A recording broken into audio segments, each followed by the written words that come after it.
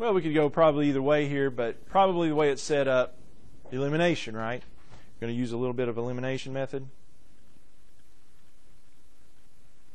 And so eliminate one of the variables here.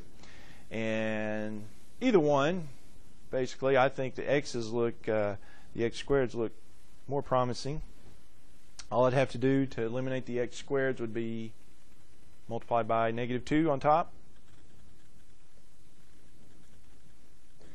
So multiply by my -2, I'm just going to do it this way. So that'll give me a -2x squared on top plus 2y squared equals -18. And then the bottom would be 2x squared minus 3y squared equals 1.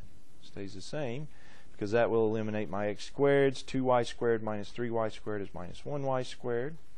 And that equals -17. And so divide through by the -1, and we've got y squared equals 17. And so what about y there? Square root method?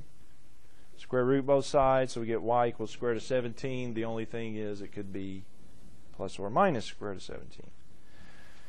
All right, so that is half of the answer there. I do need the x, so I need to plug in, basically plug in that, the square root of 17 for y there, so I'd get x squared, or the other one, x squared equals the square root of 17 squared equals 9. We'll just leave it square root of 17. Could round off, I guess. But if I leave it as the square root of 17, what is the square root of 17 squared? That's just 17.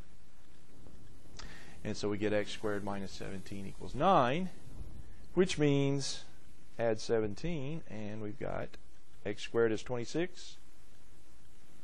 And so what is x? Square root of 26 plus or minus that.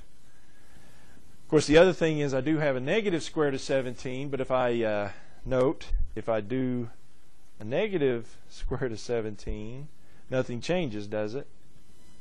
Because the square root of negative square root of 17 squared is still positive 17, so I still wind up with. So here's the deal. Either way I go, plus or minus square root of 26, plus or minus square root of 17, those are my four. There's four answers there. Plus or minus the square root of 26 goes with both the square root of 17 and negative square root of 17. So we can write it like that. With me? Question or concern? All right. Number 2. Number 2 looks like to me, what does it look like to you? Substitution. Yeah, because I can take this y equals x minus 2, and I can substitute that for the y in the first one. So I get x squared plus x minus 2 squared equals 100. And so that'll give me x squared plus, now remember this is x minus 2 twice, so that would be x squared minus 2x minus another 2x plus 4, because I have to FOIL that out right there. That equals 100, which on the left gives me 2x squared minus 4x plus 4. That equals 100. Now, what about that? Solve that. Need to make one side 0, don't I? Subtract 100 to make one side 0. So you got 2x squared minus 4x minus 96 equals 0. And to make it a little bit nicer on us here, I can divide everything by 2. To get x squared minus 2x minus 48 equals 0. So far, so good? All right, well,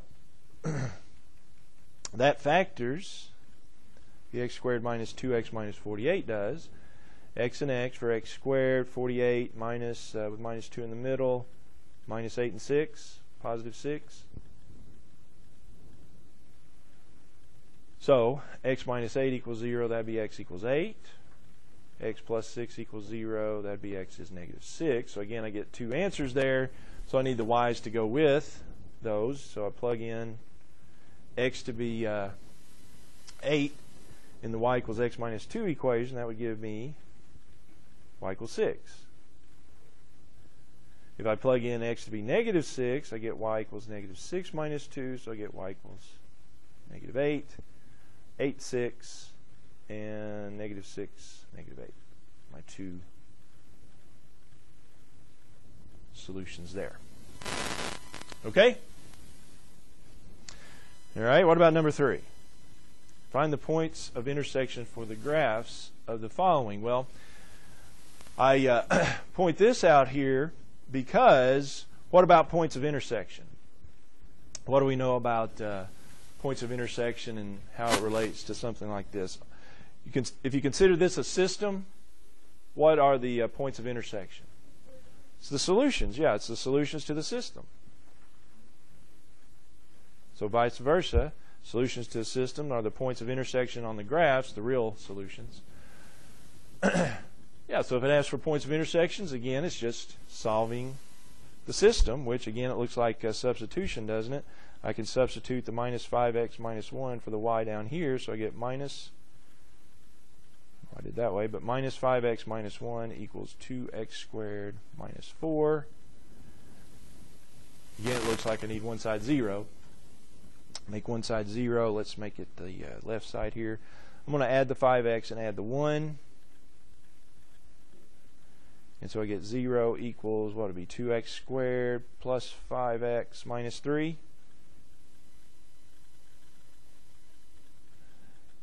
Factor that one up. 2x, x. I believe it's 3 and 1 with the 3 there and the 1 there. And it's a negative 3, so I need this one negative and this one positive. Yeah, that gives me 6x minus 1x if I full it, right, which is 5x. With me? So that would be 2x minus 1 equals 0, or x plus 3 equals 0. Here if you add 1, 2x equals 1 divided by 2, you get x as a half. You get x equals negative 3, of course, but again, we do need the y answer with that. So if x is a half, we'll have negative 5 times a half minus 1. Which is negative 5 halves minus 1. Negative 2 1/2 minus, that's negative 3 1/2. Or negative 7 halves. Right? Did I do that right?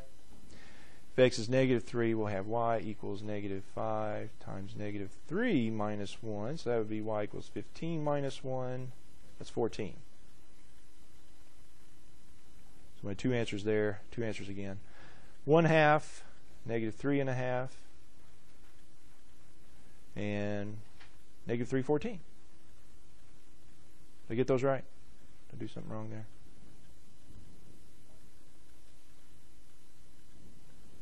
That's what I got. Got that before, so I'm okay. All right.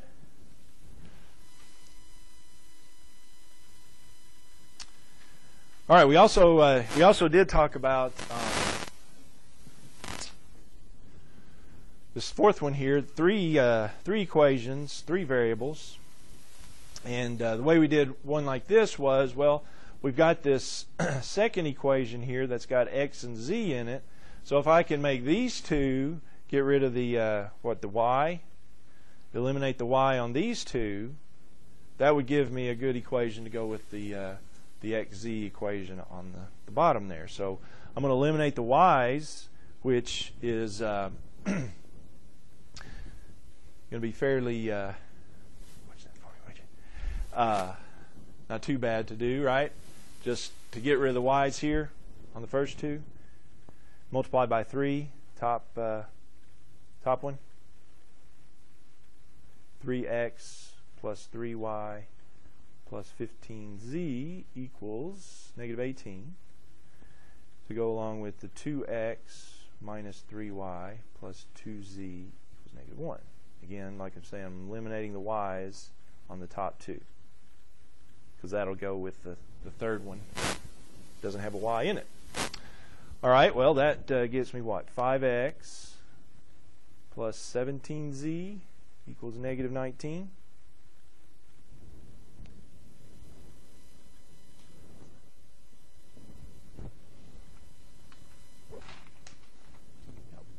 All right, and so put that with the x minus 7z equals 17. That helps me because now I can just use elimination again, can't I, to get rid of, or substitution, either one. But But if I go with elimination again, I can eliminate the x's. All I have to do is multiply by -5 on the bottom. So I have 5x plus 17z equals -19. But on the bottom, I'll have -5x plus 35z equals is that 85? The x's eliminate. So I have 52z equals -104. Hey, that works out nicely. Z is -2. Well, if z is -2, then I have x, plug the -2 in for z back there, so I have x minus -7 times -2 equals 17. Yeah, I can figure out what x is. That'd be x plus 14 equals 17. Subtract the 14. Got x is 3, right? And so then I've got x is 3, z is -2, so I can plug it in to go back to one of the original ones there. X is 3, y I don't know, but I do know z is -2, so I can figure out the y. All right? It'd be 3 plus y minus 10 equals -6, so that's y minus 7 equals -6. Hey, yeah, that's add 7, y is 1. So my solution, x is 3, y is 1, z -2. Sound right? Leave that? All right. We did talk about a couple of word problems. Here's one of them. Alex wants to invest $50,000 in 2 accounts. One will earn 6%, the other 8%. If he will earn $3,200 total annual interest, how much is at each rate? Yeah, we set this up as a system because, yeah, we've got 2 things we know. We know about the total, and we know about the interest. So we do a total equation, x plus y equals 50,000. And then we do an interest equation. Well, we take each percent, 0.06 times the amount x, and then the other is 8%, so we take it times y, 0.08 times y, and that equals the 3,200, the interest. Because we're talking simple interest, so we just take the rate times the amount, and that's the interest. Okay? So here, if we do a little adjustment, subtract x, we've got y equals 50,000 minus x. I believe that's the way we did them, so you can do them in elimination as well if you want to. But if we use substitution, yeah, I'll just plug this in for y right there. So we have 0.06x plus 0.08 times 50,000 minus x. And that equals 3,200. So that'll be 0.06x plus 0.08 times 50,000 is 4,000 minus 0.08x equals 3,200. The x's, we've got negative 0.02x. I'm going to subtract the 4,000, though, from both sides. Negative 800. Negative 0.02x equals negative 800. Divide off the negative 0.02. And that is, x is 4,000. I do believe. Does that sound right? Believe that? I think so. So if x is 40,000, sorry. Let me check it, just to be sure. It's 40. Okay. Thank you. So if x is 40, yeah, the y is 50,000 minus that, so it'd be 10,000. So the 40,000 is at 6%. The 10,000 is the 8%.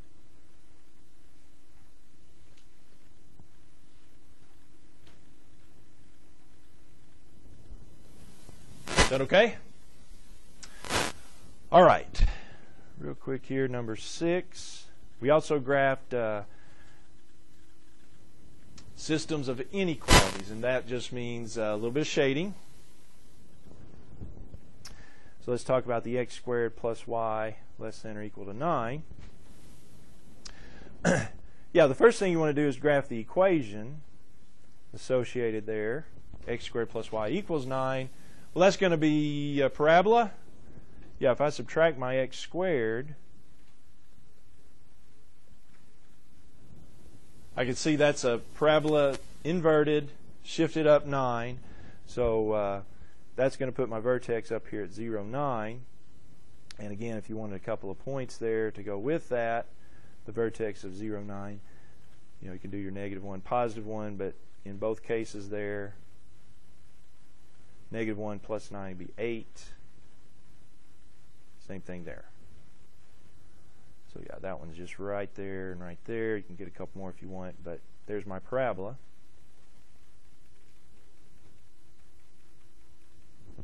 Opening down 0, 9 vertex. Okay? However, the inequality there adds to it a little bit of shading. How do I determine the shading? Well, you check a point not on the graph. 0, 0 is usually a good choice if it's not on the graph. So plug that in for x and y there. 0 squared plus 0 less than or equal to 9. Is that true? 0 is less than or 9? So that would mean shade 0, 0 where it is, which is inside. So I'd be shading inside here. Let me just make note there. It would be the inside.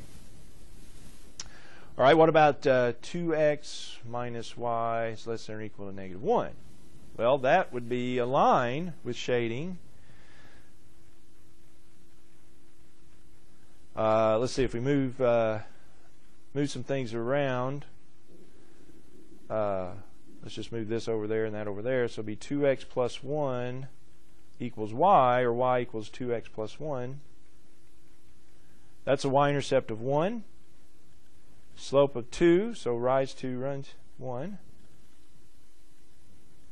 Right? It's my y-intercept. It's my slope. 2 over 1. That's what I did. So there's my line. And I am drawing these solid because I have the equal to part.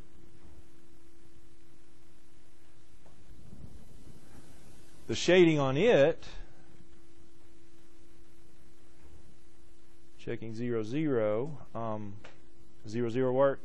2 times 0 minus 0 is less than or equal to -1. 0 is less than or equal to -1. False. What does that tell me? That tells me to go to the other side, away from 0, 0, so that would be above this one, wouldn't it? So it's above the line and below, so right now it's the inside of the parabola and above the line, but I have this third one. What about that? Y is less than 8. Well, y equals 8, that's a horizontal line. X equals is a vertical, but this is a horizontal. And it's dotted because I don't have the equal to part, so it's a horizontal line at 8. And I want less than that, so that's below the line. So below the line